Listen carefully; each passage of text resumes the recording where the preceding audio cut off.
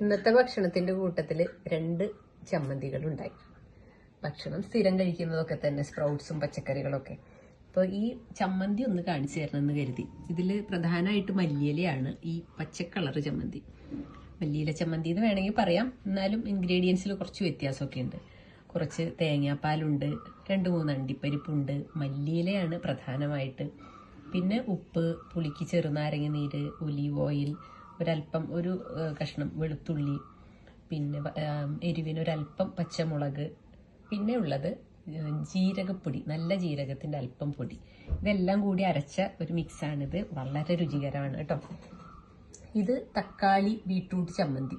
ഇതില് തക്കാളിയും ബീട്രൂട്ടും, പിന്നെ ഇഞ്ചി, അല്പം പച്ചമുളക്, കുറച്ച് കറിവേപ്പിലയുണ്ട്, പുളിക്കായിട്ട് ചെറുനാരങ്ങ നീര്, ഉപ്പ്, പിന്നെ അല്പം ഒലീവ് ഓയിൽ. ഇത്രയൊക്കെയാണ് ഉള്ളത്. 2 ചമ്മന്തികളും 2 ചട്നികളും വളരെ ടേസ്റ്റിയാണ്. നമ്മുടെ വെജിറ്റബിൾ സാലഡിന്റെ ഒപ്പം കഴിക്കാൻ. ഇപ്പൊ ചെറുപയറും കപ്പലണ്ടിയും ഒക്കെ മുളപ്പിച്ചത്, പിന്നെ ക്യാരറ്റ്, വെള്ളരി, തക്കാളി, കുക്കുംബർ, ഇങ്ങനെയുള്ളതെല്ലാം ചേർത്തതാണ് ഇന്നത്തെ വെജിറ്റബിൾ സാലഡ്. അതിനോടൊപ്പം കഴിക്കുന്ന ചട്നികളാണ് ഇത് രണ്ടും. ഇതാണ് ഇന്നത്തെ സാലഡ്. ഒരു കാര്യം പറയാൻ വിട്ടുപോയി, ഇതിൽ 2ലും തേങ്ങ അരച്ചിട്ടുണ്ട്.